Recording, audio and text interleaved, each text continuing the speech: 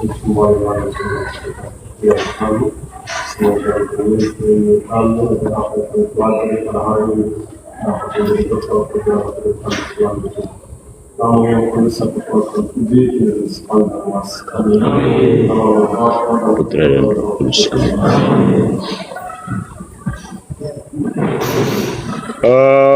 Ya, selamat pagi frater-frater sekalian. Untuk yang terakhir ini kita akan melihat tentang satu topik, satu gagasan pemikiran yang penting, lalu kesimpulan untuk dapat. Kita akan melihat nominalisme. Tokohnya bernama William Ockham.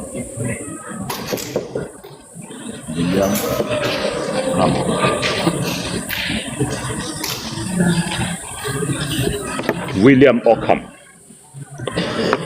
Saya masih siapkan.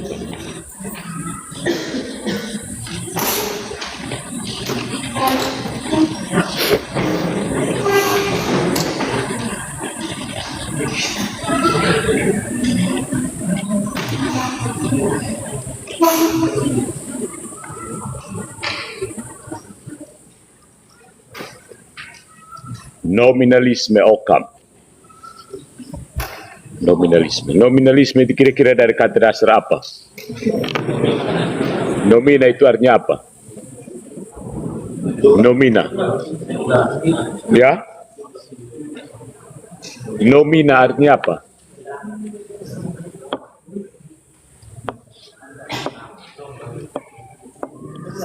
Kamu bahasa Latin bagaimana? Nanti gagal semua ini. Nomina.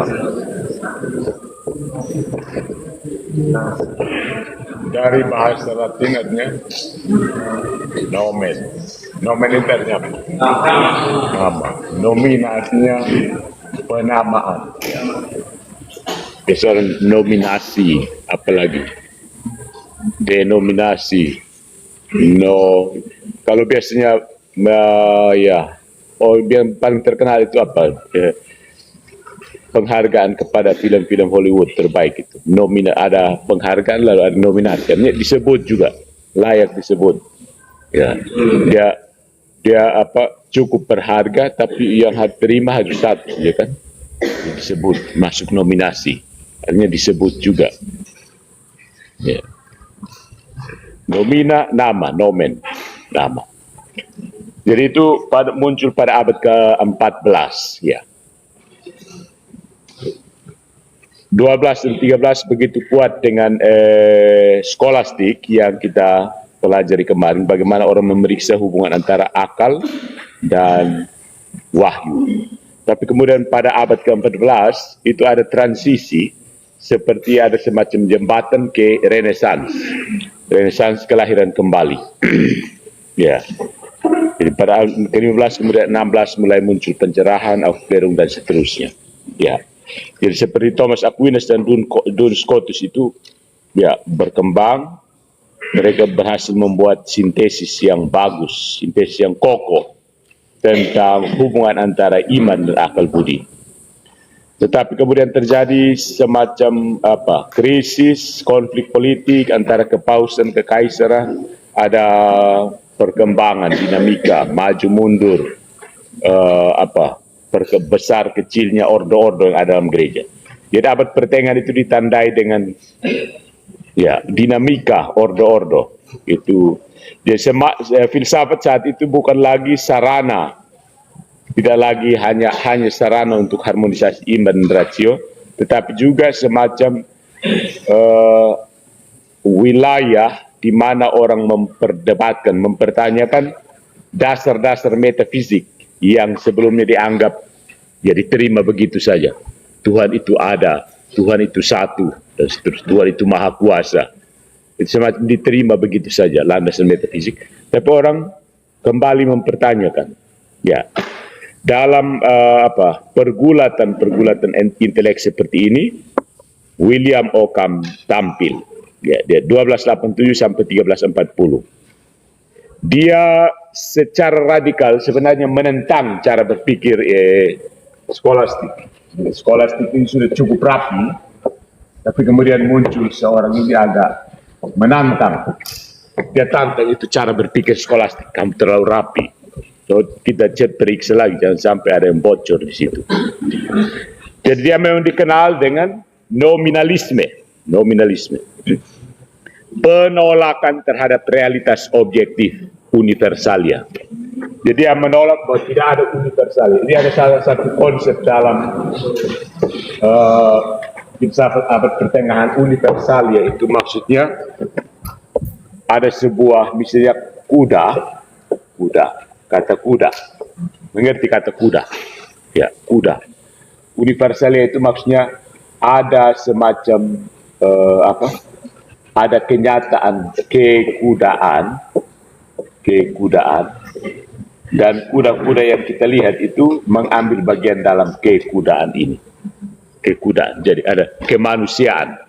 Kemanusiaan itu ada, dan kita semua ini ambil bagian dalam kemanusiaan. Kekucingan itu ada, dan kucing-kucing yang kita lihat itu dia berpartisipasi dalam kekucingan itu.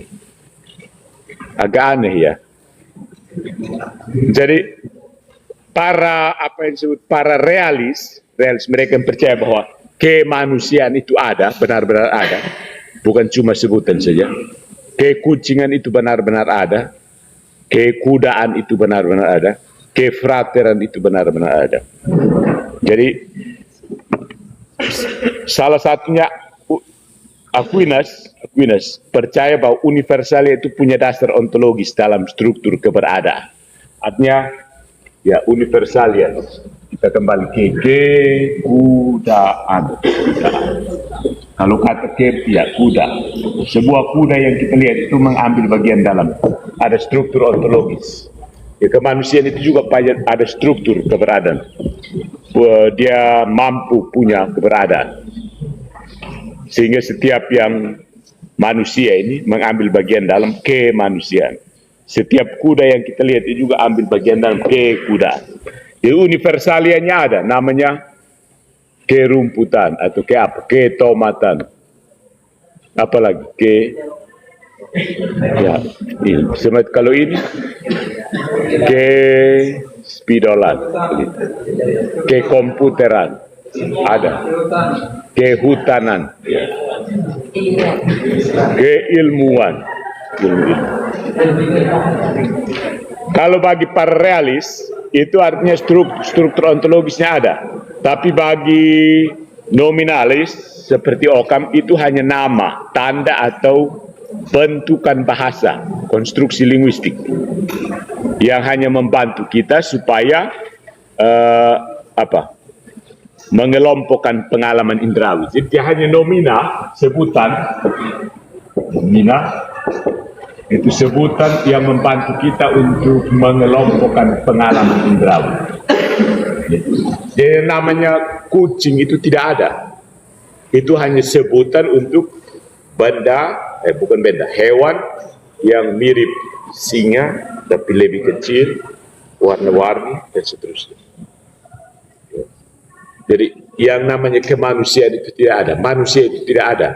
Yang ada itu frater A yang dari Soe, frater B yang dari Malaka, frater C yang dari Bajawa dan seterusnya. Begitu. Tidak ada manusia. Yang ada hanya Antonius, Markus, begitu. Hanya ada individu-individu. Jadi untuk menyebut individu-individu ini kita sebut dengan manusia. Ada kategori bahasa yang namanya manusia. Jadi kamu disebut manusia, kamu juga disebut manusia. Kemanusiaan itu tidak ada. Yang universal yang mengikat kita manusia-manusia tidak ada. Manusia itu hanya sebutan bentukan bahasa untuk menyebut kita yang bisa dikelompokkan dengan ciri-ciri indera yang sama. Punya hidung, pokoknya yang mirip manusia, yang punya kategori yang sama, kita sebut manusia. Jadi hanya sebutan, karena nomina, sebut. Ya.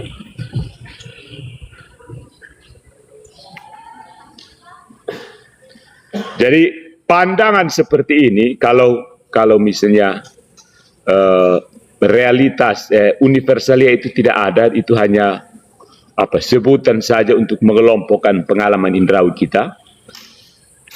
Dan pandangan ini sebenarnya memotong rantai tradisi yang cukup panjang, ya, sejak tradisi metafisika realis, sejak Plato, Aristoteles sampai Thomas Aquinas.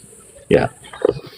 Jadi nominalisme dari Occam ini bukan sekedar argumen teknis dalam teori pengetahuan, tetapi sebuah pemosisian kembali, reposisi radikal, ya, yang menggeser pusat perhatian dari esensi universal ke partikular.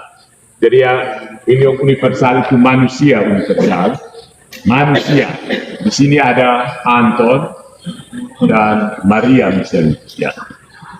Jadi kalau selama ini kita fokus ke manusia sebagai yang universal, yang ini partikular, maka nominalisme itu menggeser pandangan dari manusia ke masing-masing ini. Jadi hanya partikular yang khusus-khusus. Ya. Tidak ada lagi semacam manusia itu sebenarnya tidak ada. Ya, menurut nominalisme, manusia itu hanya sebutan untuk frater A, frater B. Jadi manusia itu konstruksi linguistik supaya kita bisa kelompokkan frater A, frater B, dan frater C ke dalam kelompok yang sama. Atau lebih spesifik lagi, laki-laki itu tidak ada. Laki-laki itu hanya konstruksi bahasa, sebutan untuk frater A, frater B, frater C, tambah bapaknya, tambah omnya, tambah atuin amafnya, begitu. Laki-laki. Tidak ada yang namanya laki-laki. Dia tidak ada. Dia hanya sebutan saja untuk ciri-ciri orang yang seperti ini. Seperti Antonius, bapaknya Antonius, kakeknya Antonius, sahabatnya Antonius, gitu. Sampai sini tangkap. Dia bukan konstruksi ontologis. Dia hanya konstruksi linguistik. Hanya sebutan saja, begitu. Kemanusiaan yang adil dan beradab misalnya. Tidak ada yang namanya kemanusiaan. Kemanusiaan itu hanya sebutan untuk orang-orang di Indonesia. Nah, kalau dalam hubungan Pancasila. Tidak ada yang namanya kemanusiaan. Kemanusiaan itu hanya bentuk bahasa untuk menyebut orang-orang Indonesia yang muka dan tidak jelas, maksudnya begitu. Ya, orang-orang Indonesia disebut kemanusiaan. Ya. Jadi selain nominalisme, nama dari William Occam ini juga cukup terkenal dengan prinsip ekonomi penghematan. Kalau dalam literatur umum biasanya kalau ekonomi itu namanya hemat, ya kan? Kalau mau terbang kelas ekonomi itu maksudnya kelas budget begitu. Dalam filsafat penjelasan seperti juga prinsip ekonomi dikenal sebagai pisau cukur Occam. Pernah dengar? Pisau cukur Occam atau Occam razor. Occam razor. Razor. Pisau cukur Occam. Pakai untuk cukur, ya. Jadi semboyan dari William Occam yang terkenal ini seperti ini. Ensia non sunt multiplicanda praeter necessitatem. Entitas artinya sesuatu sebenarnya. Entitas tidak boleh digandakan lebih dari yang diperlukan. Jadi maksudnya begini, kalau kemanusiaan tadi tidak perlu banyak-banyak, kita hanya itu. Kalau ada frater A, frater B, frater C, cukup tunjuk mereka saja, tidak usah kasih gandakan yang tidak perlu. Kalau misalnya disebut kemanusiaan, itu berarti terlalu berlipat ganda. Ya. Jadi secukupnya saja. Entitas tidak perlu digandakan secara berlebihan. Artinya ini bukan sekedar pepatah metodologis, ya, tetapi ekspresi filosofis dan sikap kritis terhadap konstruksi metafisik yang berlebihan. Maksudnya dia ini sebenarnya mengkritik metafisika realis yang ada abstraksi terlalu berlebihan. Ya. Semacam sudah kita simpel-simpel saja. Kalau ada sebut, kalau tidak ada tidak usah. Ya, tidak usah abstraksi berlebihan. Ke binatangan, ke tomatan, ke apa? Ke maiduukan begitu. kepinjolan, ya, ketasan, kefrateran, kejubahan. Kamu bisa paham kan konstruksi ke tambahan itu membentuk kata abstrak. Ya, dingin, dingin ini kata-kata sifat. Kalau kedinginan artinya sesuatu yang berhubungan dengan dingin itu, kedinginan. Ya, atau apa lagi? Ke manusia, kemanusiaan. Tuhan, ketuhanan, membentuk kata benda. Sifat-sifat hal-hal yang berhubungan dengan Tuhan disebut ketuhanan. Ya. Jadi sebenarnya dia menuntut penjelasan filosofis dan teologis itu tunduk pada prinsip kesederhanaan. Ya, jangan berasumsi lebih banyak dari yang benar-benar diperlukan untuk menjelaskan fenomena. Asumsinya jangan terlalu banyak. Kalau spidol warna biru seperti cukup sebelum spidol ini berwarna biru. Tidak asumsi mestinya bentuknya apa segala macam. Asumsi jangan berlebihan. Jadi namanya pisau cukur. Occam's razor. Ya. Walaupun jadi prinsip ini meskipun sederhana, membawa dampak metodologis yang luas, ya. Dari perdebatan logika skolastik sampai metodologi ilmiah yang digunakan oleh Galileo, Newton, bahkan filsuf sains modern seperti Karl Popper. Ya. Prinsip Occam's razor. Tidak usah terlalu spekulasi berlebihan maksudnya, secukupnya untuk menjelaskan sesuatu. Sementara metafisika realis seperti Plato, Aristoteles itu sepertinya wow, abstraksi, spekulasinya banyak-banyak. Occam yang tidak usah banyak-banyak. Butuh mau jelaskan apa, cukup itu jelaskan, itu lepas. Tidak usah abstraksi berlebihan. Ya. Kalau lihat kuda, jelaskan itu kuda. Lihat manusia, tinggal jelaskan itu manusianya. Ya, tidak usah spekulasi banyak-banyak yang berlebihan. Nah, dalam bidang teologi, radikalisme Occam seperti ini, radikal, tidak usah terlalu banyak-banyak, dan segala sesuatu itu hanya sebutan saja, itu muncul dalam penekanan pada kebebasan absolut Tuhan. Ya. Jadi dia membedakan antara potensia absoluta, kuasa mutlak Allah, dan potensia ordinata, kuasa Allah sebagaimana dijalankan dalam tatanan ciptaan. Jadi ada kuasa yang absolut dari Tuhan, tapi juga ada kuasa yang dijalankan dalam tatanan ciptaan. Nah, Occam menekankan bahwa kehendak Allah tidak dibatasi oleh hukum metafisika atau rasionalitas semata. Benar-benar absolut. Ya, voluntas Dei. Jadi bagi Occam ini, Tuhan bisa bertindak secara bebas melampaui tatanan yang kita pahami. Ya, dia mau buat apa sih terserah dia. Dia bisa melanggar aturan kosmik ini. Ya. Kehendak Tuhan, dia benar-benar bebas. Ya, namanya kan Tuhan juga, dia bebas sekali. Ya, itu menurut Occam. Konsekuensinya, argumen metafisik klasik untuk membuktikan eksistensi Tuhan itu menjadi tidak cukup. Karena Tuhan bisa sesuka hatinya dia. Ya kan? Tidak usah batasi Tuhan, namanya juga Tuhan. Begitu, menurut Occam. Jadi dia tidak terbatas oleh segala macam kategori metafisik manusia. Ya, Tuhan bebas. Tidak usah kurung dia dalam kategori metafisika. Jadi karena kalau Tuhan begitu bebas, maka cara untuk membuktikan adanya juga menjadi sulit. Karena Tuhan tidak bisa masuk dalam kategori-kategori metafisik yang ada. Karena itu iman itu lebih menempatkan peran sentral daripada rasionalitas spekulatif. Jadi tidak usah spekulasi tentang Tuhan, karena Tuhan sulit dispekulasi. Kamu spekulasi bagaimana dia melampaui spekulasi. Dia bebas buat sesuatu.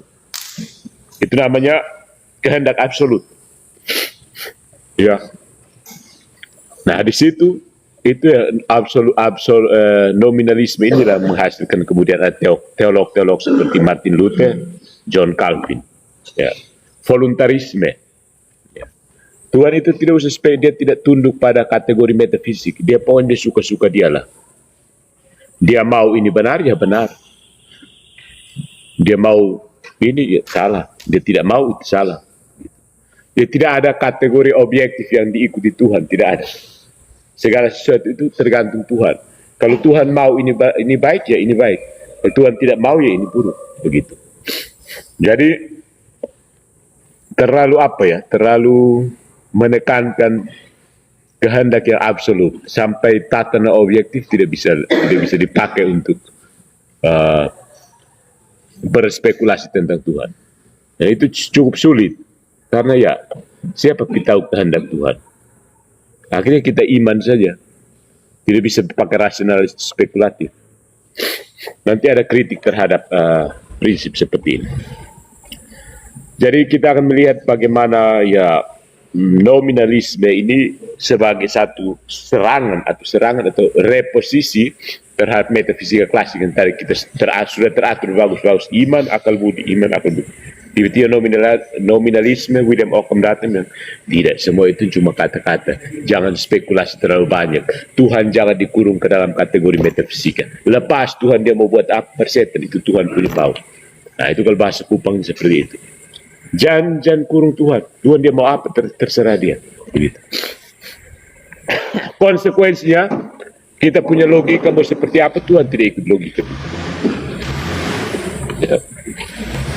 Jadi itu tentang William Ockham, bisa kamu lihat nanti baca lebih jelas dalam saya terganggu sekali dan dia William Ockham kalau mau lebih tahu dia itu seorang biarawan Fransiskan. Jadi kalau Aquinas itu Dominikan, Bonaventura Fransiskan, William Ockham juga Fransiskan. William Ockham berdiri pada posisi yang lain sama sekali, dan dia yang kemudian menghasilkan pemikir-pemikir pengikutnya seperti Martin Luther dan ini siapa ini, John Calvin. Mereka itu sebenarnya penganut William Ockham ya, penggagas reformasi itu kebanyakan dipengaruhi oleh nominalisme William Ockham ya. Jadi kita sudah melihat bahwa nominalisme ini merupakan kritik terhadap realisme universalia. Ya. Ya. Kalau Plato berpendapat bahwa universalia yang tadi keikudaan itu ada secara independen dari dunia ide, Aristoteles, ya, Aquinas juga mengambil posisi moderat, Scotus juga memperhalus lagi, tetapi Ockham justru menolak sebenarnya. Itu cuma konstruksi linguistik, itu permainan kata-kata saja menurut dia. Tidak ada semua itu. Omong kosong maksudnya begitu. Itu hanya sebutan saja. Tidak ada isinya. Kemanusiaan itu hanya sebutan saja untuk orang-orang begini. Tidak ada yang namanya kemanusiaan.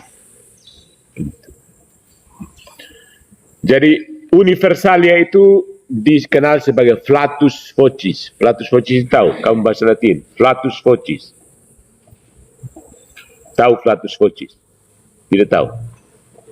Flatus vocis. Flatus artinya? Kamu tidak tahu kata ya. Flatus vocis. Coba tebak bunyinya apa? Ya? Tidak tahu. Jadi universalia itu hanyalah hembusan suara. Flatus vocis. Atau kasarnya itu bunyi kentut. Hanya hembusan suara saja. Hembusan yang berbunyi. Flatus vocis. Suara kentut. Suara hembusan. Nanti hembusan dari pembuangan gas atau hembusan yang berbunyi. Flatus vocis. Jadi kadang-kadang orang bukan cuma hembusan yang bersuara, tapi universalia itu tanda mental yang digunakan untuk menunjukkan sekumpulan partikular. Seperti tadi. Kumpulan kuda-kuda, kumpulan binatang yang kita lihat ciri-ciri seperti kuda, itu tanda mental itu yang pakai kekudaan. Jadi universalia itu sebenarnya konstruksi bahasa, konstruksi mental untuk menyebut binatang yang punya ciri seperti kuda itu. Yang partikular itu yang kuda konkret. Tidak ada yang namanya semacam konstruksi universal tentang kuda, katakan ada kekudaan di mana masing-masing kuda yang kita lihat itu berpartisipasi. Ya, itu metafisika yang klasik seperti itu dari Plato, Aristoteles, Thomas Aquinas. Occam datum ya sudah ada. Itu semua kata-kata sih. Itu hanya konstruksi mental untuk menyebut ini. Untuk menyebut hal-hal yang punya ciri yang sama sesuai dengan panca indera kita.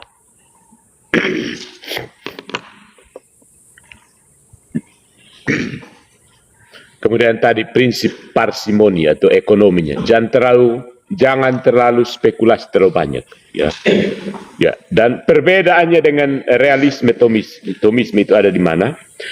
Aquinas itu menegaskan bahwa universalia memiliki dasar ontologis karena segala ciptaan berpartisipasi dalam logos. Segala sesuatu yang diciptakan itu berpartisipasi, artinya ambil bagian.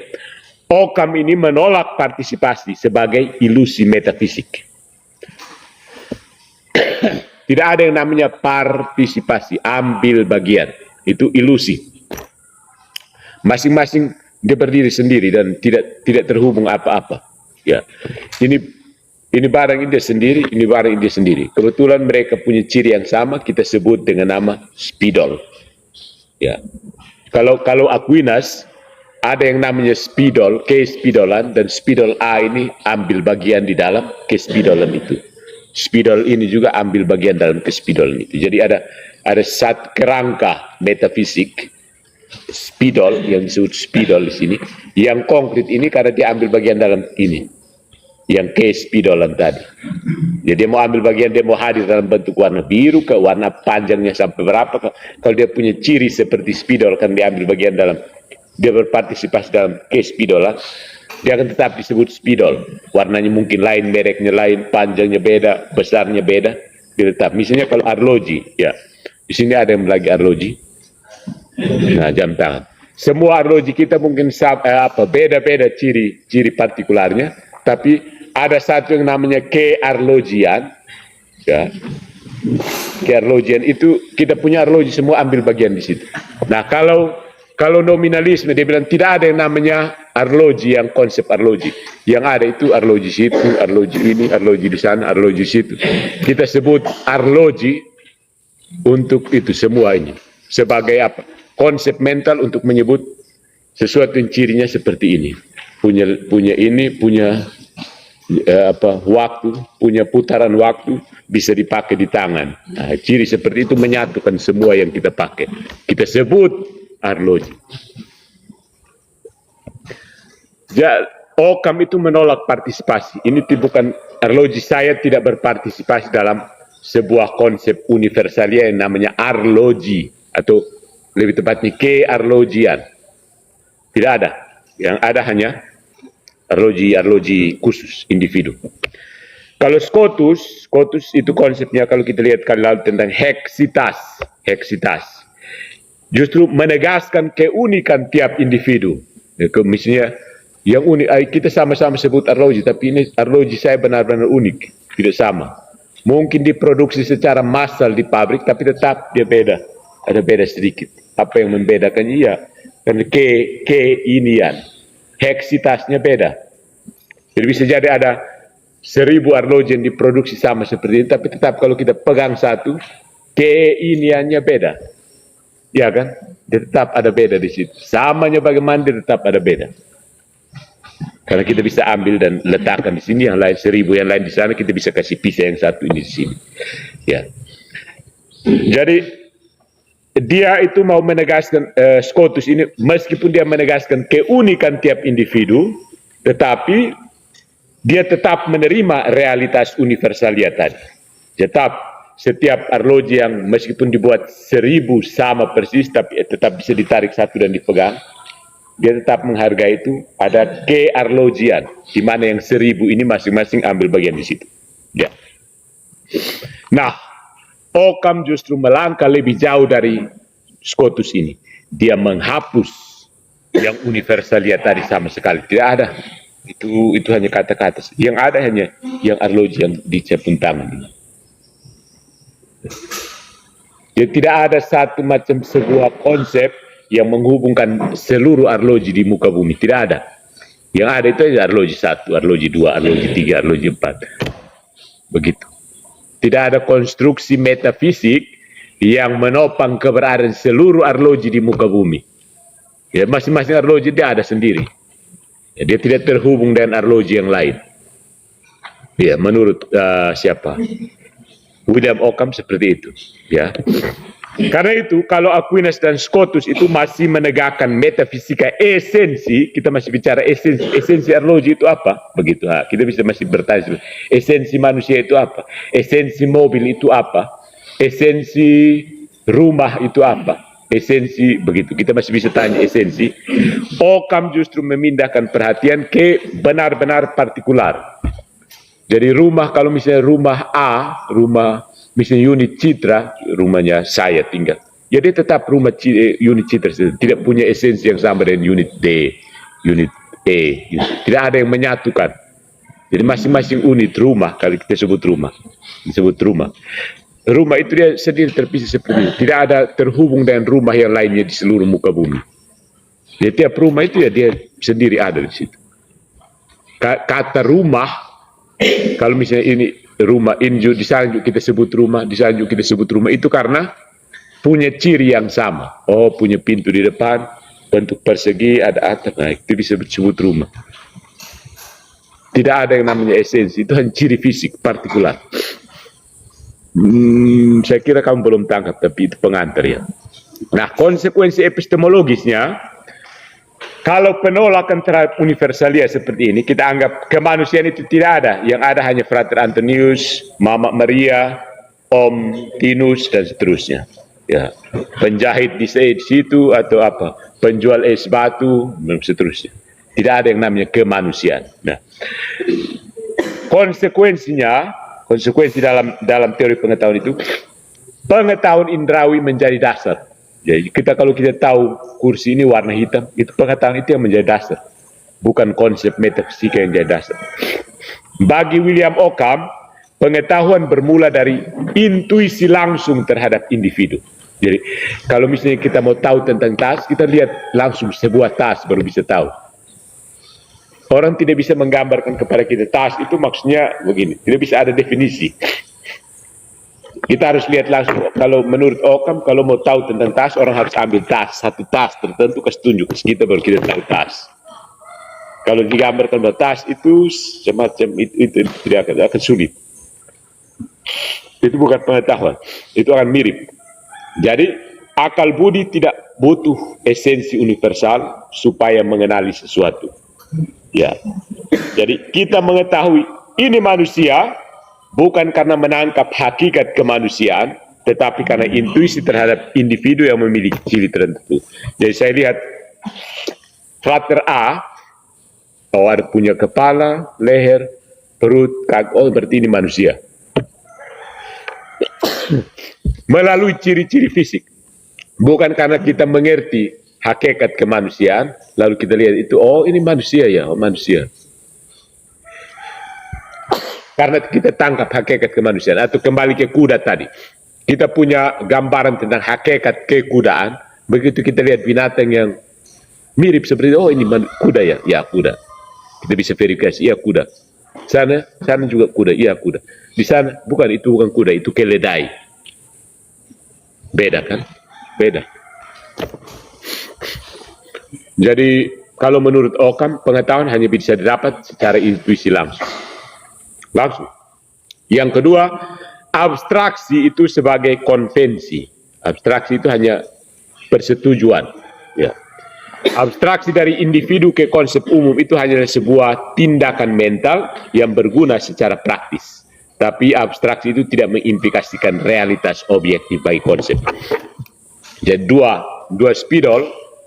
Kemudian saya bisa abstraksi bahwa spidol itu ada alat tulis yang bisa dipakai untuk menulis di sana. Tapi itu hanya konstruksi mental untuk membantu kita mengenali ini.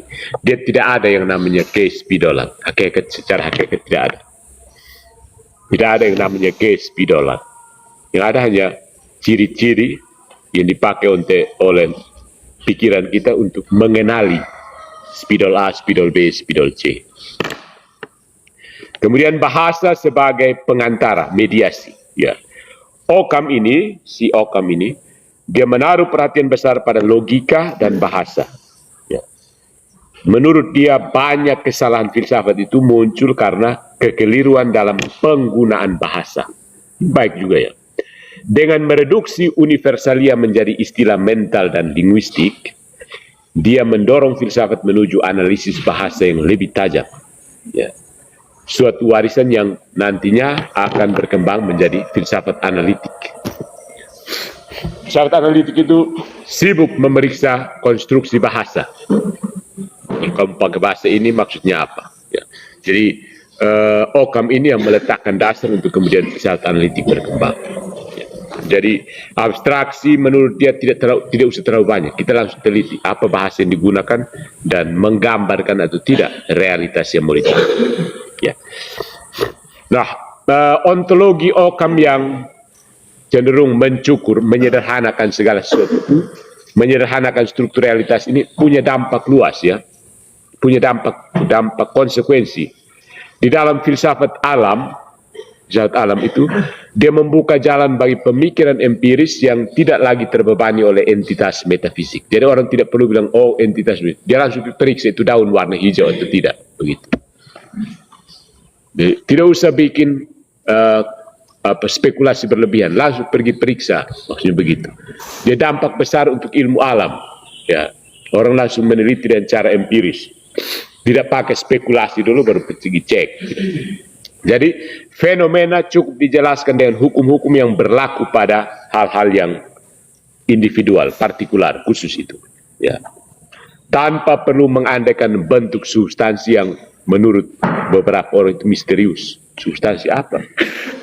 Substansi dari rumah itu apa? Pertanyaan seperti tidak. Periksa langsung itu rumah, dia panjang berapa, lebar berapa, tinggi berapa. Itu langsung pergi ukur. Ya, itu untuk ilmu alam penting kan, sehingga orang tidak terbebani dengan spekulasi macam-macam. Pergi langsung turun penelitian begitu. Tidak usah pakai spekulasi lagi. Jadi parsimonis itu tadi. Kecenderungan untuk mencukur, menyederhanakan struktur realitas itu membantu untuk ilmu alam, ilmu empiris. Tidak usah teori terlalu banyak, pergi langsung turun periksa. Ya. Karena tidak ada yang universal. Langsung turun periksa itu manusia itu model bagaimana. Nah, itu kalau dalam filsafat alam, sains maksudnya. Dalam sains membantu sekali. Dengan prinsip Occam, orang tidak terpengaruh dengan pemikiran bawaannya, tidak terpengaruh dengan generalisasi berlebihan. Jadi itu memang frater ya, ya frater, kau cek itu frater, jangan pukul rata semua frater, begitu. Ya, generasi berlebihan itu bisa terbantu. Kemudian di dalam logika dia mendorong perkembangan terminis logika terminis, yakni analisa terhadap istilah referensi dan proposisi, ya sebagai dasar filsafat. Istilah yang digunakan dan pernyataan-pernyataan itu dianalisa. Saya makan nasi. Ya, saya makan nasi. Saya makan nasi. Atau seperti apa? Saya makan daging anjing. Ya, orang bisa periksa ini udah maksud apa? Saya makan daging anjing. Atau saya makan daging anjing. Saya makan daging anjing. Dan seterusnya. Diperiksa. Supaya dasar filsafat itu mendorong berkembangnya filsafat analitik, analytical philosophy. Nanti kamu pelajari di filsafat kontemporer. Kemudian dalam teologi, nah ini yang agak ya hati-hati, karena dia mempersempit ruang bagi pembuktian rasional atas doktrin iman. Ya, sehingga menegaskan prioritas wahyu atas spekulasi. Sudah tidak usah terlalu omong banyak. Tuhan sudah bilang begitu, lu mau apa? Ya seperti pertanyaan, mengapa Tuhan mau menderita? Kalau Occam dia bilang tidak usah terlalu banyak, memang Tuhan sudah menderita, mau apa lagi? Akhirnya banyak spekulasi tidak jalan, karena percaya saja. Tuhan mau apa pasti yang terbaik, serahkan hidupmu pada Tuhan, darah Yesus sudah tumpah. Akhirnya diskusi rasional tidak jalan lagi. Mau buat apa diskusi terlalu banyak apa menurut Occam? Percaya saja. Tuhan mau seperti itu ya pasti baik. Kalau dia tidak mau ya dia buat seperti itu. sedikit membatasi diskusi rasional tentang Tuhan. Ya.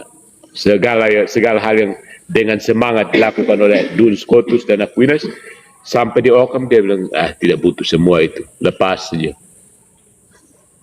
Konsekuensinya memang besar, dan itu nampak dalam aliran pemikiran teologi yang bersumber dari aliran basnya itu Luther, Calvin, ya, dua orang itu jelas-jelas murid dari William Occam, nominalisme. Oke, itu dulu. Saya sedikit terganggu dengan pilek ini.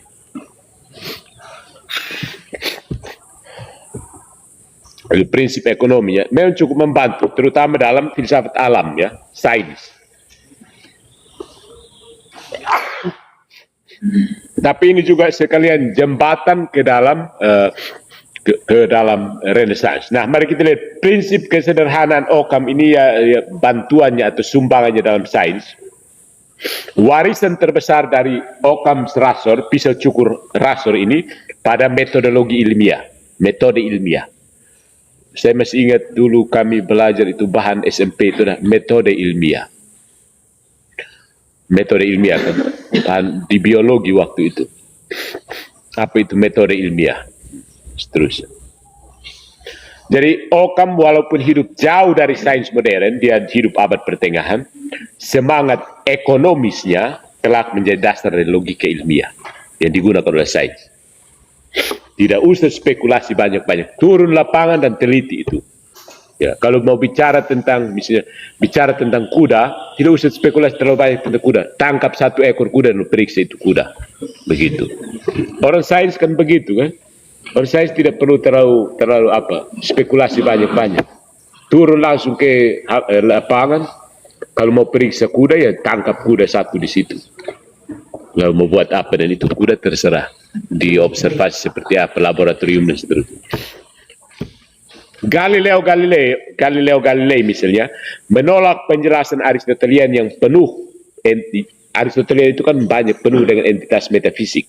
Lalu dia memilih hukum matematis sederhana supaya menjelaskan gerak-gerak benda.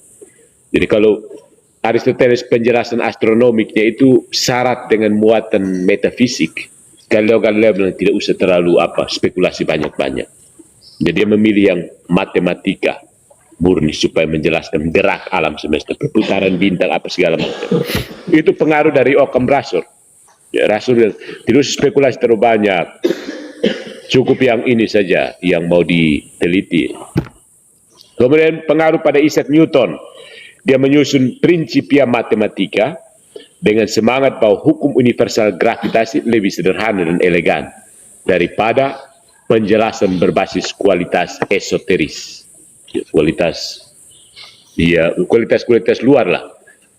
Cukup yang hukum gravitasi itu. Apel jatuh. Sesudah tidak usah periksa-periksa, tidak usah spekulasi kemana-mana. Langsung sebuah benda yang jatuh itu yang diperiksa. Kemudian Karl Popper terkenal dengan filsafat sains, ya, filsafat tentang ilmu pengetahuan. Jadi dia menekankan falsifiabilitas. Itu artinya teori yang lebih sederhana, lebih mudah diuji dan dipalsukan sehingga lebih ilmiah. Jadi teori yang falsify, sesuatu yang bisa dipalsukan, itu berarti dia mudah diuji sehingga sebenarnya lebih ilmiah. Semakin bisa dipalsukan sesuatu, semakin bisa diuji apakah dia benar-benar bertahan atau tidak. Jadi falsifiabilitas.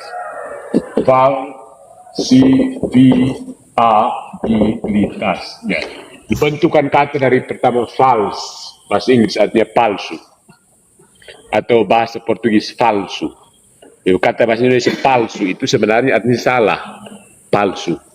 Palsu itu dari bahasa Portugis falsu, artinya salah.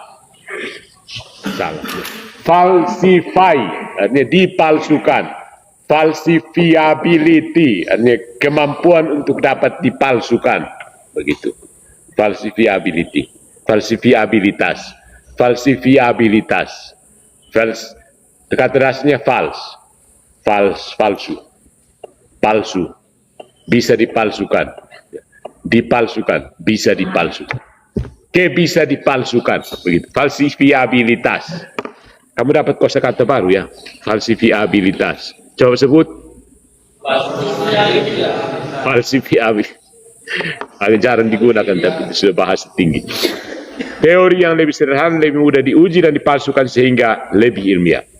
Jadi, prinsip Occam ini menjadi benih metodologis untuk kesederhanaan dan kesederhanaan teoritis dalam sains modern. Pisau cukur Occam ini bergerak jauh dari ruang skolastik menuju laboratorium fisika dan filsafat analitik kontemporer. Jadi,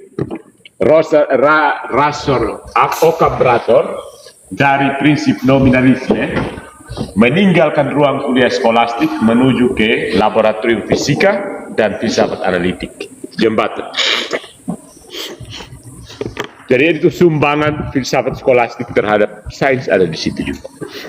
Nah, meskipun populer, pisau cukur Occam ini ada kritiknya juga.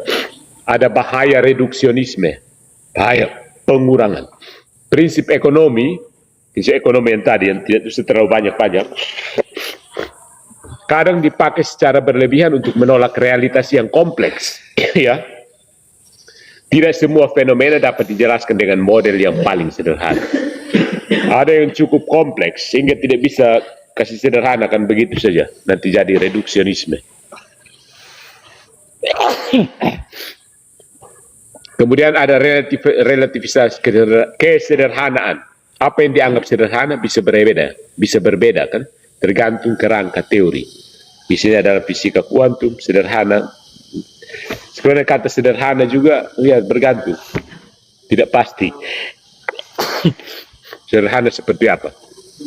Kalau dari kritik teologis, beberapa teolog itu menilai Occam terlalu memangkas dimensi rasional dalam iman sehingga mengurangi kemungkinan sintesis harmonis antara filsafat dan teologi sebagaimana yang diupayakan oleh Aquinas.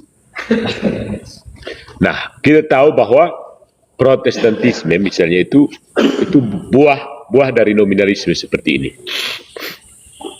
Berusaha memangkas menurut pemikiran itu hal-hal yang maksud terlalu banyak bunga-bunga seperti sakramen, mistisisme, asketisme, apalagi. Ya, itu dianggap terlalu banyak, spekulasi terlalu banyak. Cukup ya kita lihat Alkitab saja begitu. Ya, kalau tidak tulis dalam Alkitab kita tidak usah pakai. Jadi prinsip ini dalam kekristenan muncul dalam hal itu. Pisau cukur Occam. Tapi biasanya kritik terhadapnya, kau maksud mau cukur rambut atau mau potong kepala?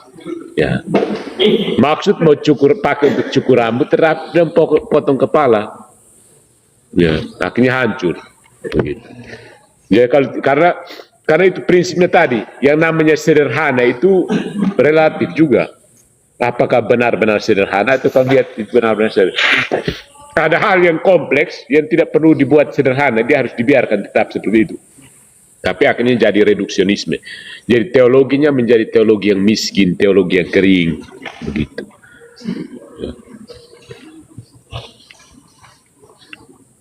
Jadi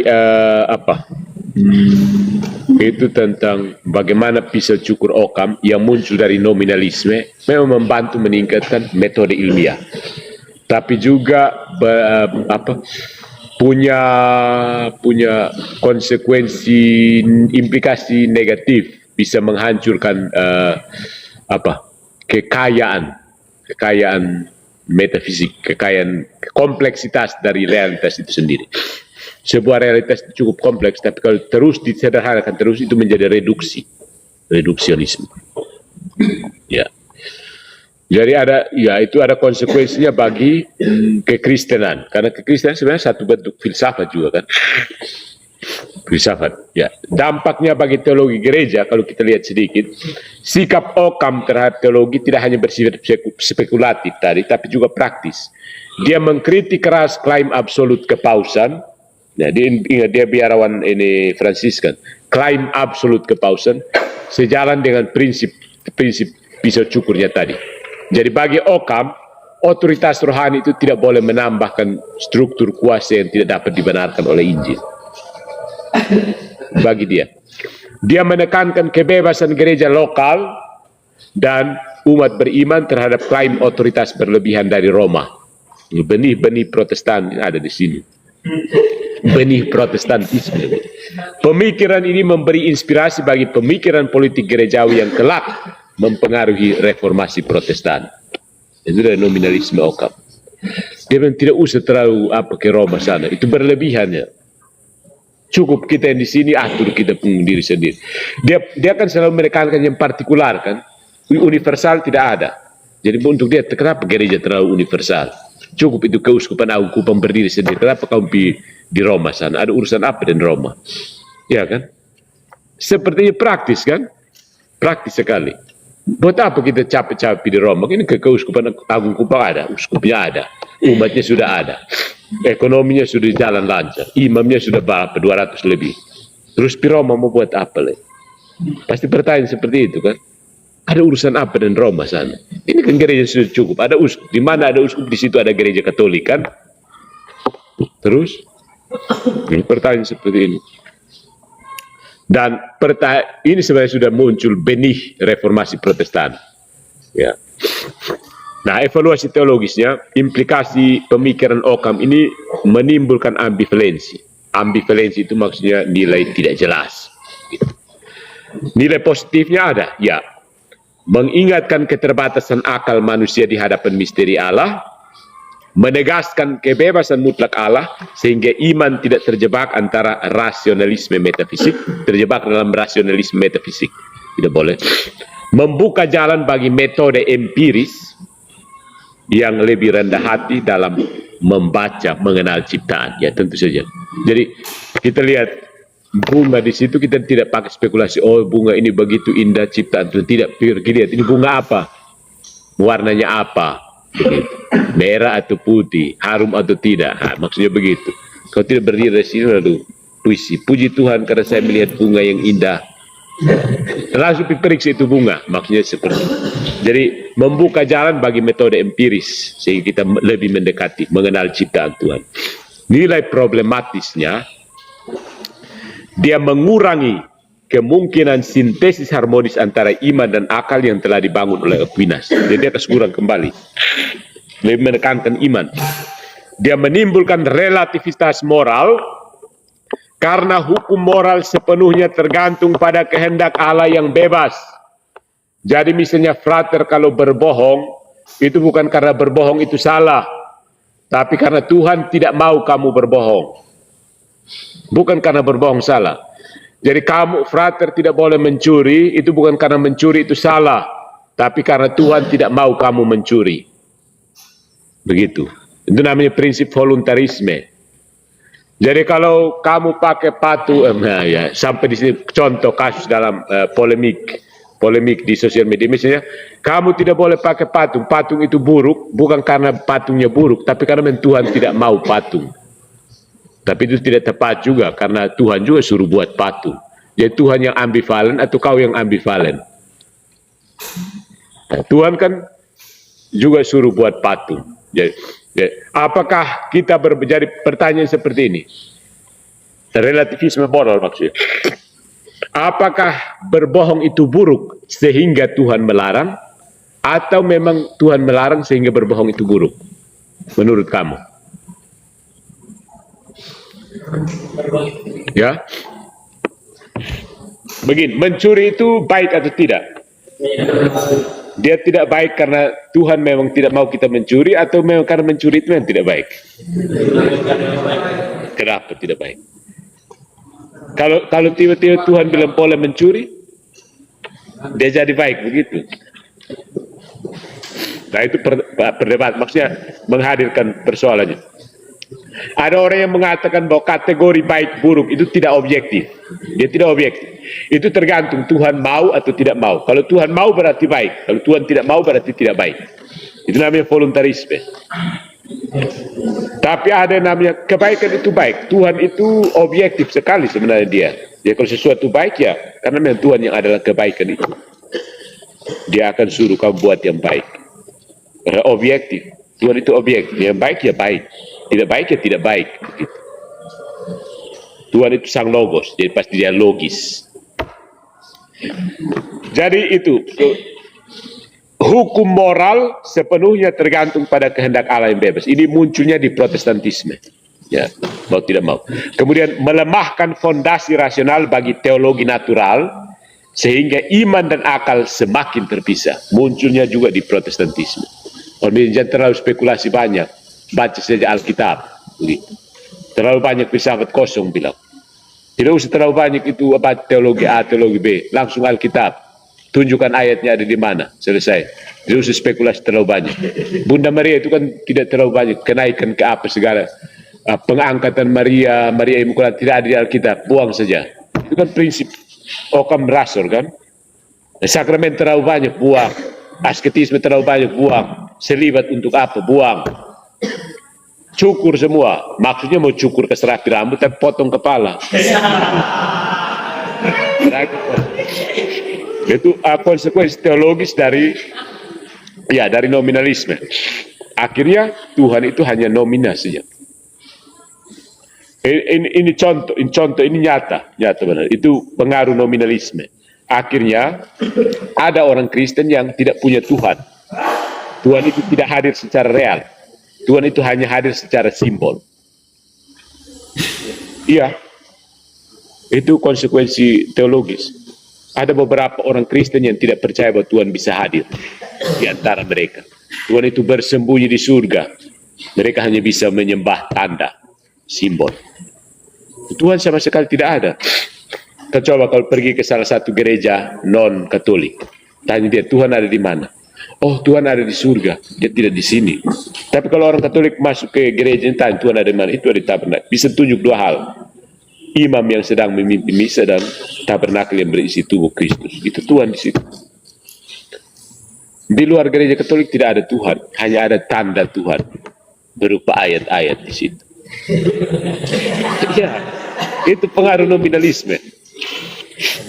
Ya, pengaruh filsafat nominalisme cukup besar ya. Luther itu salah seorang tokoh sesudah skolastik yang memuji William Ockham sebagai beliau adalah sarjana skolar paling besar menurut Luther. Luther sebenarnya murid, fans ya, katakan fans kalau bahasa sekarang. Dia mengagumi pemikiran William Ockham. Jadi dia sebenarnya kerangka teologinya itu ada di William Ockham. Kalau bisa kita bandingkan di sini, kalau setahu saya, misalnya Romo Herman, kita punya dokter teologi dogmatik. Dia itu kerangka filsafatnya benar Thomas Aquinas. Dia punya tesis S2 tentang Thomas Aquinas. Romo Herman. Dia kerangka filosofinya Thomas Aquinas. Teologi dogmatiknya dibangun atasnya. Kemudian teologi ekumene dengan teman-teman Kristen yang di GKS, itu memang dibangun atas metafisika realis Thomas Aquinas. Dan Dr. Herman Pundapana itu tesis S2-nya Thomas Aquinas. Ya. Dan kalau kamu tesis S2 nominalisme bahaya nanti kayak itu. Cukur semua begitu. Termasuk Alkitab juga dicukur kan? Alkitab cukur buang 7 ke selepas 66. Itu gara-gara prinsip bisa cukur Ockham ini. Tidak usah terlalu banyak yang ini. Hati-hati frater, itu bisa jadi reduksionisme. Kamu pikir tidak usah terlalu repot. Terlalu repot dan Maria buat apa? Kan Yesus sudah ada di salib. Terlalu repot dan Maria kan? Iya kan? Pemikiran memang bisa dipertanggungjawabkan. Terlalu repot dan yang lain buat apa? Terlalu repot dan selibat buat apa? Kawin seperti biasa semua. Ya, atau frater, kamu juga terlalu repot mau datang jadi frater ini. Sekolah setengah mati, tidak pernah pacaran, minimal kamu tidak bebas pacaran. Belum tentu tamat dapat gaji besar juga. Percuma kan? Jadi kalau dipakai reduksi Ockham, ya kadang-kadang sia-sia jadi frater sebenarnya. Tapi seperti itu tantangan juga. So, bagaimana pemikiran orang, tapi sebenarnya membantu. William Ockham memang membantu supaya apa? Penelitian empiris kita pakai pas. Tapi kalau sudah penelitian metafisik, William Ockham itu cukur betul-betul. Ya. Dia tidak bisa pakai untuk penelitian metafisik. Berguna sekali untuk filsafat sains dan filsafat tentang sains, oke. Tapi soal teologi dan filsafat tentang Tuhan, William Ockham tidak pas. Nominalisme. Karena Tuhan itu kan hanya sebutan. Coba tunjukkan saya Tuhan itu yang mana. Mana Tuhan? Pasti William Ockham tanya begitu. Oh, kalau begitu kan kata-kata sih itu. Tidak ada realitas yang namanya kemanusiaan. Tidak ada. Ini konsekuensinya besar, frater, untuk teologi. Kita kembali ke tadi nominalisme. Kalau manusia itu tidak ada realitas yang namanya kemanusiaan, Yesus itu datang dan dia sendiri. Tidak ada hubungan dengan kita. Iya kan? Yesus terhubung dengan kita di mana? Kalau tidak ada yang namanya kemanusiaan, masing-masing manusia itu berdiri sendiri dan hanya disebut karena cirinya sama. Yesus tidak punya hubungan dengan kita. Terus dia inkarnasi buat apa? Pulang di surga sana. Ya, begitu kan? Kau datang di sini buat apa? Begitu. Kau ada hubungan apa dengan kami? Lu pun nenek moyang yang kami kok. Tidak ada hubungan kan? Karena dia datang sebagai manusia juga, dia sendiri, partikular. Tidak ada sesuatu yang menghubungkan kita. Tapi kalau kemanusiaan itu benar-benar ada, Yesus ikut dalam natur kemanusiaan ini, dan kita semua ini ambil bagian dalam natur ini. Jadi yang menyatukan kita dengan Tuhan itu di kemanusiaan ini. Soalnya kalau dia datang sebagai individu sendiri yang tidak terhubung dengan kita, hanya sebutan saja bahwa kita sama-sama punya hidung, sama-sama punya rambut, ya itu keterhubungan kita dengan dia apa? Tidak ada, kemanusiaan tidak ada. Lalu itu juga konsep dosa asal juga jadi tidak nyambung. Kalau masing-masing orang urus diri sendiri, lalu ada hubungan apa saya dan Adam sehingga saya harus tanggung itu dosa asal? Ya kan? Ada hubungan apa? Memangnya saya punya nenek yang Adam kah? Kalau saya punya nenek juga, baik saya kenal dia juga, saya dapat itu dosa.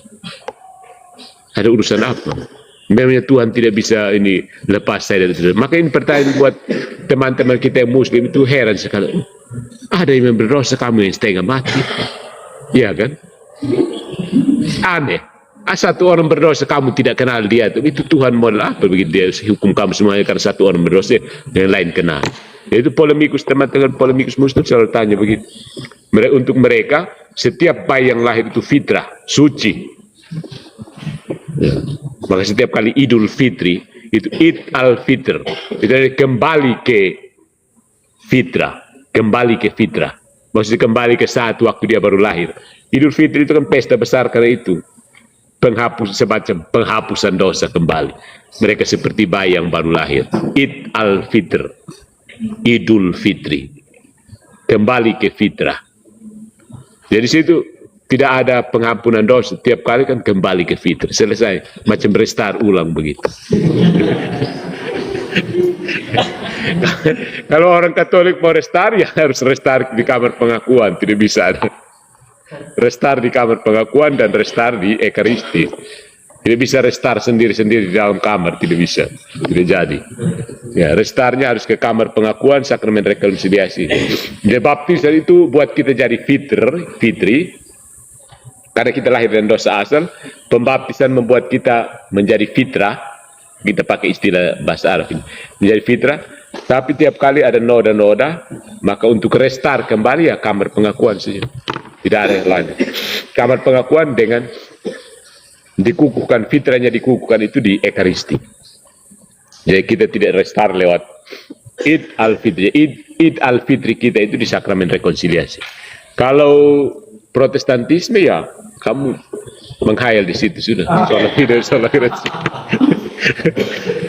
restart pakai apa? Urus masing-masing. Mau restart gaya halusinasi gaya baca ayat 10 kali kayak begitu. Karena nominalisme kan. Hanya kata-kata, saya ulang itu kata-kata sampai 1000 kali. Aku diampuni Tuhan, aku diampuni. Terus menyanyi, I love you Lord. Sudah selesai, itu tidak tahu Tuhan mau ampuni ke tidak, percaya saja. Sola fide. Jadi prinsip-prinsip itu bukan karena apa, tapi itu karena dasar filosofisnya. Ya, bukan karena baca kitab suci, tapi dasar filosofis. Dasar filsafat yang berbeda akan menghasilkan pembacaan kitab suci yang berbeda juga. Jadi kita baca, inilah tubuhku. Nah, ini ada pengaruh nominalisme dan realisme. Realisme bilang benar, ini kenyataan tubuhku. Nominalisme bilang sonde, itu kok omong-omong sah. Tuhan Yesus hanya omong-omong, dia maksud begini. Ya kan? Hoc est enim corpus meum. Ini adalah tubuhku. Banyak orang yang realis bilang, ya inilah tubuhku. Yang lain sonde itu kata-kata, maksudnya sebutan untuk ini. Maksudnya begini, tapi begini. Oh, itu putar sana, putar sini. Jadi itu banyak. Cara kita membaca kitab suci dipengaruhi oleh basis filosofis yang kita usung. Ya, ada dampak baik untuk sains, tapi membawa dampak reduksionisme untuk teologi yang sebenarnya jauh lebih kaya. Begitu tentang William Ockham. Kamu bisa lanjutkan lagi. Ya. Oke, itu tentang Ockham. Lalu saya mengajak kita untuk sejam berapa ini? Ya, hampir jam 9. Saya agak kesulitan karena itu. Beberapa lari-lari untuk kita menutup pertemuan kita. Skolastik, oke. Nominalisme, jadi saya ulang. Nominalisme ini transisi di abad ke-14, krisis skolastik dan tekanan intelektual. Ockham ini menolak universalia karena hanya partikular yang nyata. Jadi tidak ada kespidolan, yang ada hanya spidol A, spidol B. Begitu. Dia menolak. Kemudian ada apa? Pisau cukur Ockham, prinsip ekonomis dalam ontologi dan metodologi. Jangan buat spekulasi terlalu banyak. Langsung periksa yang partikular. Tidak usah pakai bawaan spekulasi hanya untuk memeriksa ini. Kalau mau periksa ini spidol, langsung ambil spidol, ukur sentimeter, kah ukur dia warna, kah apa saja, timbang dia berat, langsung begitu. Pisau cukur Ockham berguna untuk sains modern. Ya, begitu. Kemudian implikasinya bagi teologi adalah penekanan pada kebebasan absolut Allah. Tuhan dia mau sesuatu, ikut saja karena itu pasti baik. Ya, tidak usah spekulasi terlalu banyak begitu. Kemudian kita masuk ke, kalau begitu apa metode skolastik? Ya, metode skolastik saya pikir kamu sudah agak tahu. Ya, quaestio disputata, format debat sistematis. Ya, yang kamu yang mulai mau belajar untuk debat. Debat yang paling sistematis itu ada dalam skolastik. Summa itu sintesis teologis dan filsafat. Jadi ada summa teologi, summa contra gentiles. Ada dialektika iman dan akal, harmoni antara wahyu dan rasio, dan universitas itu muncul sebagai perkembangan dari skolastik. Jadi skolastik berasal dari kata dasar sekolah. Itu mulanya berarti waktu luang. Jadi dulu, karena orang harus bekerja kan, kerja di kebun atau pokoknya orang Eropa, maksudnya situasi Eropa. Begitu tidak ada kerja di kebun, orang pergi belajar. Makanya disebut sekolah, waktu luang. Sekarang justru orang sekolah malah jadi seperti terikat. Ya, pengaruh skolastik di zaman modern yang muncul kemudian itu humanisme renaissance. Itu kritik terhadap formalisme skolastik. Sementara reformasi Protestan itu reaksi teologis terhadap skolastik. Dan skolastik, ada kemudian muncul yang namanya skolastik Protestan. Itu semacam legasi yang tidak terhindarkan. Mereka menyusun ulang nominalisme itu dengan ciri-ciri skolastiknya. Ya. Itu semacam skolastik Protestan. Itu yang kemudian muncul kalau di Indonesia itu dalam Kristen Protestan yang menamakan diri aliran Reformed, yaitu skolastik Protestan. Kemudian ada yang namanya kontra-reformasi dan Suarez, itu kebangkitan skolastik barok. Skolastik barok itu ciri khasnya ornamen banyak, hias sana hias sini. Pernah dengar musiknya Johann Sebastian Bach? Pernah dengar? Siapa yang pemusik di sini? Johann Sebastian Bach. Kalau kamu pernah dengar, dia punya hiasan melodi itu terlalu banyak, meliuk-liuk. Kalau yang paling sederhana mungkin kamu dengar Air on the G string. Itu paling sederhana, dari viol. Atau kalau Jesus joy of man's desiring. Jesus joy of man desiring. Atau yang mungkin paling gampang diingat itu Ave Maria, Bach dan Gounod.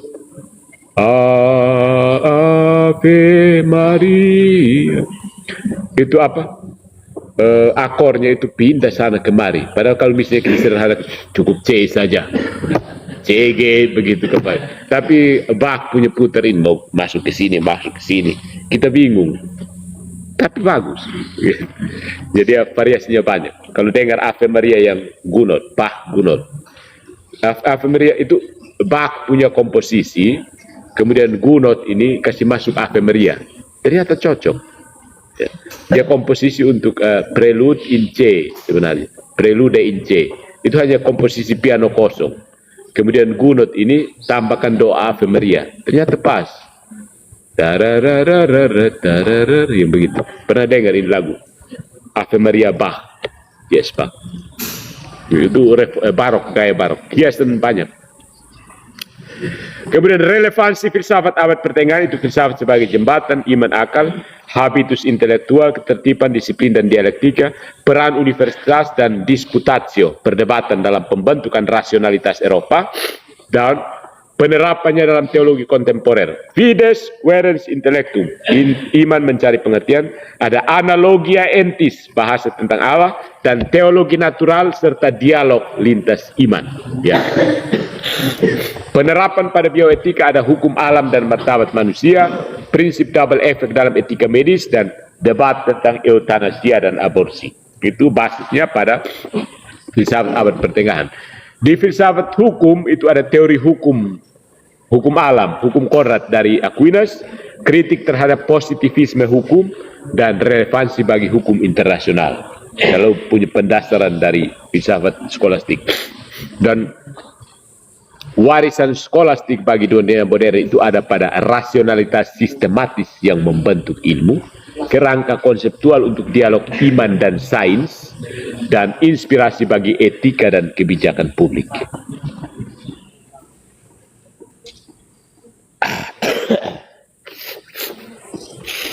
Dan skolastik ini adalah tradisi yang hidup, ya, bukan museum. Dia tetap hidup dan berkembang. Kemudian ada peran neotomisme abad ke-20, itu berusaha untuk menghidupkan kembali pemikiran Thomisme. Dan Thomisme itu tetap nampak dalam argumen-argumen Konsili Vatikan kedua. Jadi filsafat skolastik itu bukan filsafat yang mati. Untuk itu, bahan perkuliahan kita ini sudah dirangkai dalam sebuah buku, dan itu sementara diproses di Canisius. Semua frater ini wajib beli. Wajib punya itu buku. Nanti saya pending kamu pun nilai sampai kamu itu beli itu buku. Ya, anggap saya kamu masih hair sampai kamu punya buku. Minimal pre-order. Beritahu kalau kamu dan berasal dari biara, beritahu komunitas. Bisa beli 1 atau 2 untuk yang tinggal di komunitas. Ya kan? Saya beritahu memang ya, supaya beritahu yang OCD saya tahu, karena kamu komunitas tidak perlu semua frater wajib memiliki, tapi komunitas OCD minimal 2. Beritahu kamu pembesar. Bilang Romo Patrus membuku, jadi kami harus wajib beli. Begitu. Maksudnya begini, beritahu kamu punya pemimpin komunitas dengan mengambil buku ini, bukan cuma dukung Romo Patrus, dukung kita punya ini, karena buku itu akan menjadi laporan untuk dapat untuk universitas. Itu yang lebih penting. Kalau hanya saya tidak perlu. Tapi itu penting untuk akreditasi fakultas, begitu. Sehingga biara harus dukung, apalagi biara yang uang banyak macam OCD gitu. OMD lagi. CMF itu uang banyak sekali. Kau beli dan harga 5 kali lipat untuk satu. Itu saja ya sebagai penutup. Bukunya sementara diproses di Kanisius. Ya sekitar libur masuk kembali kita sudah bisa dapat ya. Oke, terima kasih untuk perhatian. Minggu depan kita ujian. Kamu siap saja, pertanyaannya lebih ke analisa. Ya tidak usah terlalu bahwa kamu harus buku apa yang kita pelajari harus kembalikan kepada saya, tidak penting. Tapi saya akan memeriksa sejauh mana kamu paham tentang hubungan iman dan akal. Dia coba mulai analisa bagaimana pemikiran skolastik tinggi tentang itu. Nanti kita ujiannya seperti biasa, open your book but not open your friends book. Ya. Kamu bisa lihat kamu punya buku sendiri, tapi buku orang lain, karya orang lain jangan, ya kan? Paham? Oke. Mari kita tutup dengan sebuah doa sekaligus persiapan untuk ujian tengah semester minggu depan. Silakan, Frater.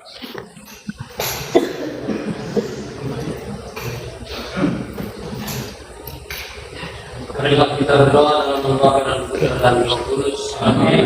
Tuhan untuk kami bersyukur kepadamu karena pengetahuan yang diberikan dari Roh Kudus. Kiranya pengetahuan yang kami peroleh dapat kami jadikan kemuliaan dan puji Roh Kudus. Semua doa dan harapan ini kami sampaikan kepadamu melalui putra terkasih Tuhan kami Yesus Kristus, yang hidup yang berkuasa kini dan sepanjang segala masa. Amin. Dalam Bapa dan Putra dan Roh Kudus. Jadi saya pesan memang ya untuk biara-biara, frater-frater dari biara, Biar Romus pesan pre-order dari bukunya. Kau ketua rombongan beritahu kamu punya. Kau pemimpin yang projo dong bayar sendiri, tidak ada yang projo dong kan kaya-kaya tuh dong.